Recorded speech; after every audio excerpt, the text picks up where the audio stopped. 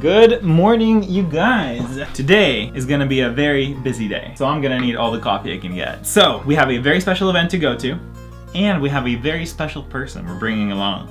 If you want a little hint, you can watch last week's video right up there. I guess they're already here. Let's do this shit.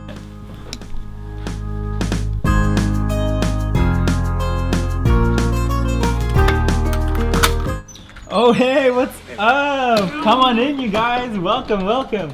There he is. Yeah. Alright, Leon, come here. Let's go to my room. I have so many questions to ask you. Alright, sit down, Leon.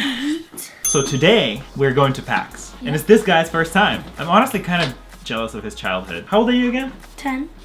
See, as a kid his age in Ukraine, playing knockoff game consoles, I couldn't even imagine an event like this existing. And he gets to experience this thing. This is Leon, by the way, our girlfriend Ira's youngest brother. Bella, say hi! And that's the mission of this video. I'm gonna show this guy around PAX. Are you a big gamer, Leon? Yep. What are some of your favorite games? I like the Fallout series. I like Bethesda's work. Okay, nice, nice. Have you been playing a lot of Fortnite? Kinda. Sweet. So, what are you most excited to experience at PAX? The games. The games, of course. That's the point, right? All right, we gotta get going. Are you ready for this thing? Yeah. Sweet, let's go. Oh, Beba, come along too. Oh.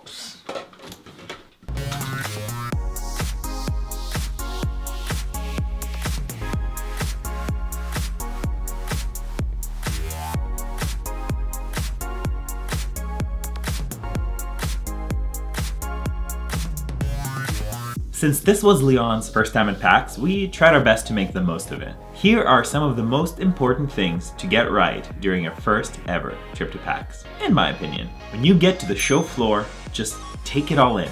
The first thing I've been doing recently when going to PAX is take a big circle around the show floor.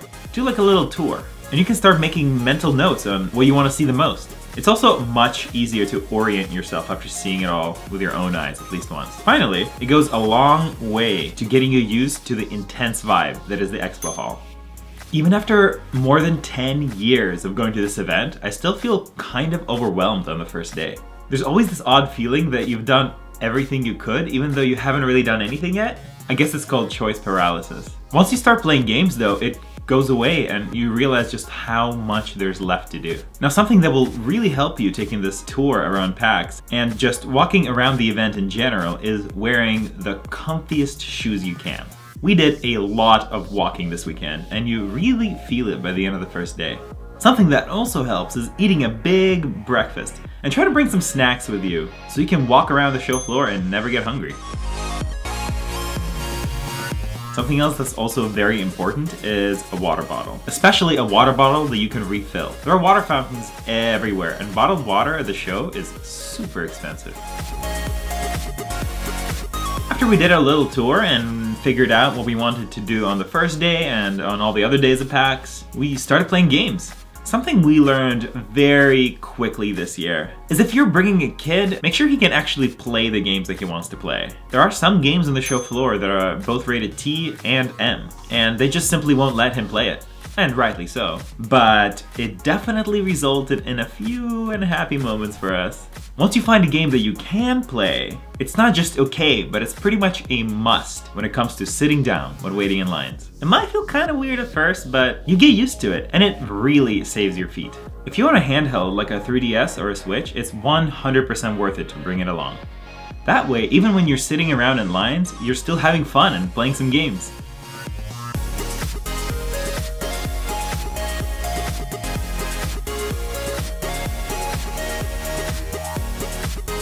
By the time we waited in a couple of lines and played a couple of games, it was already lunchtime. Now, my suggestion to you is not to eat inside the convention center. This isn't because the food isn't any good in there, it's just the prices are a lot more expensive than what you'll find just a couple blocks away. We decided to go to this place that's only 2 blocks away from the center called Sushi Kudasai. It wasn't all that expensive and it was delicious. After you're done with lunch, expect the energy levels to dip just a little bit. You know, there's always that food coma, and you have been on your feet since early morning, so it all kind of adds up. After lunch, we decided to go to some of the more chill areas of PAX and did a couple of photo ops. It was pretty funny seeing Leon dangle around in front of a green screen. After that, fatigue really hit Leon. He started complaining about his feet hurting and he wanted to sit down all the time, so we decided it was time to go. At the end of the day, it was a pretty successful first day of PAX. We walked around the show floor, we played a couple of games, and most importantly, we made plans for days 2 and 3. Yeah, that's it for day 1. Day 1.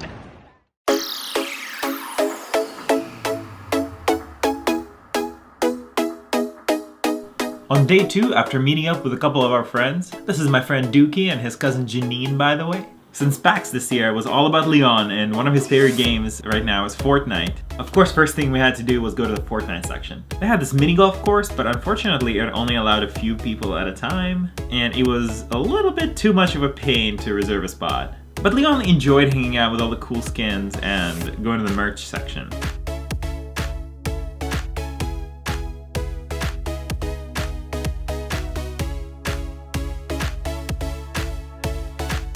Speaking of merch, let's get on to the next tip. Bring a backpack. Even if you don't have a lot of stuff to bring with you, PAX is always full of merch and even occasional free swag, so having a place to put it all is definitely nice. Next thing Leon wanted to do was play the upcoming Spider-Man game. So while he waited in line for that, we all decided to take another round of my favorite place at PAX, the Indie Mega Booth. Because the next thing that Leon wanted to try out was VR, and that's exactly what we found there. Which brings me to my next tip. If you've never tried VR, try it. Just the experience of it is honestly mind-blowing. It's one of those things that's impossible to explain unless you've done it, so do it. At the same time, it's very important to keep my next tip in mind as well. Vitamins, emergency, hand sanitizer, do whatever it takes to boost your immune system and kill germs. You'll be touching a lot of controllers, putting on a lot of VR helmets, and just in general, you're surrounded by hundreds of people all of the time. So you're gonna get PlayStation VR? Yes.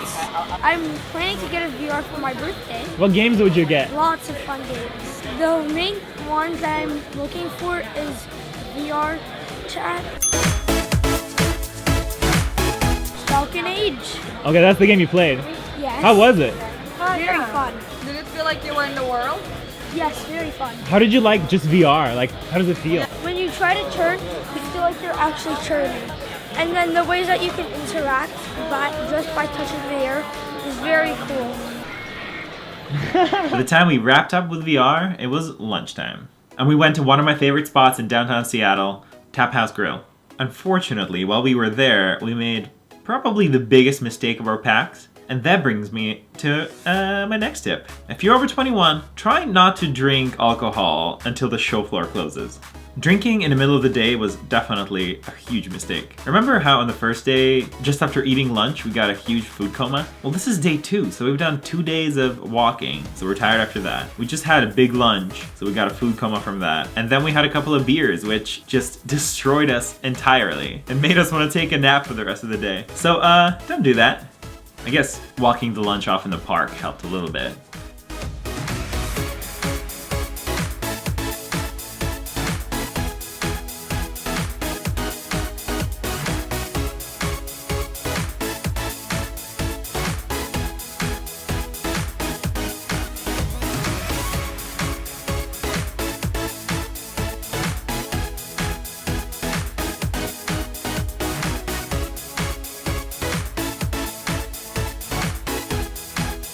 For the rest of the day, we played a few smaller games and did a few fun photo ops for Leon before deciding to head out.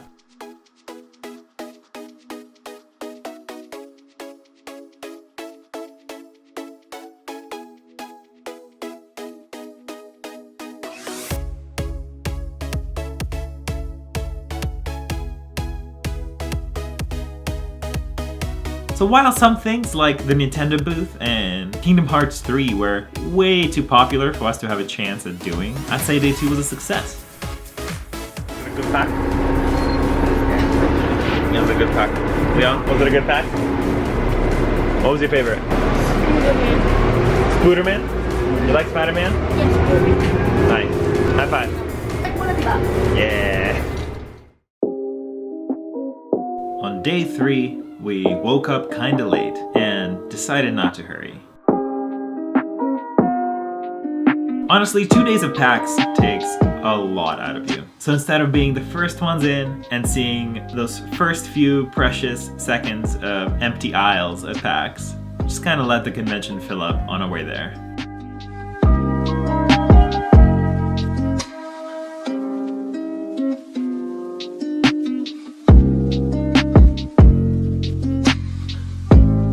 We also happened to run into even more friends on the bus. Today we PAXed with my good friend Nation and his girlfriend Mackenzie. Initially, we wanted to pack the day with all kinds of things that we haven't done yet, but we just decided to make it a chill day since that's how it started out. Third day is definitely perfect for smaller games like indies. This is something that I haven't really mentioned yet, but you might have noticed. Before going to the convention center, every single day of PAX, we would stop in at this little bubble tea place called Boba Chin. We are all huge fans of bubble tea, and this place is just awesome. If you ever go there to get bubble tea, here's a little pro tip. Their spam musubi is where it's at. If you're ever around, you have to try that out. So this brings me to a kind of an observation, or I guess you could call this another tip. 2 days of PAX is literally perfect. Maybe 2.5, but 3 days is kind of too much. For the second half of the third day, you're just so done. PAX is just such a sensory overload, and it's so full of events and things to do and flashing lights and people, and you're always surrounded by action. And since each day kind of feels like a week, it definitely makes sense.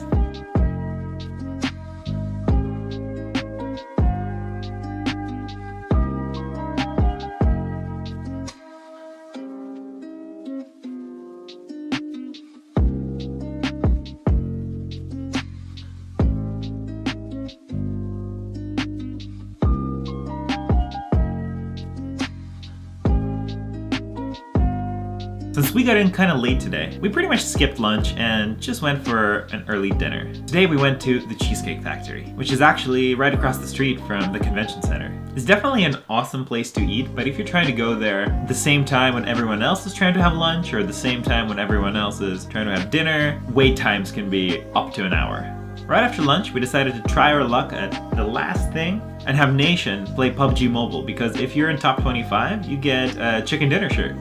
See, this guy is freakishly talented at video games, and I expected him to get into top 25, but not to get a chicken dinner, which he did, so we all got a whole bunch of shirts.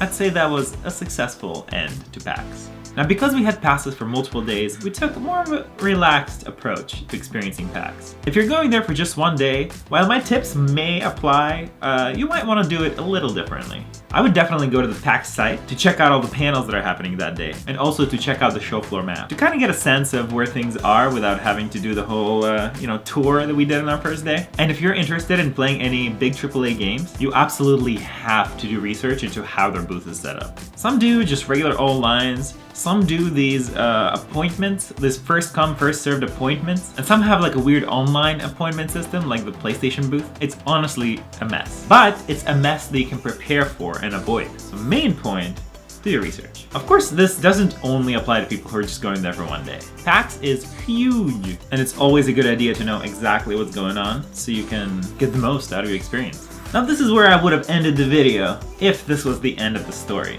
I happened to go to PAX for a 4th day, but that 4th day was kind of a special occasion. I got to experience the other side of PAX and be an exhibitor, but that's a whole other story for another time. Thank you guys so much for watching my video. If you liked it, then let me know by hitting the thumbs up button below. And if you really liked it and would like to see some more stories from me, please hit that subscribe button. And join the notification squad by hitting the bell right next to it. That way you'll know when my next video is up the moment I publish it, which I do every Thursday at 11 AM Pacific. Finally, I would love to hear your thoughts on the video and how it can improve in the future in the comment section down below. Thank you once again for watching, and I'll see ya next week, right here on my channel.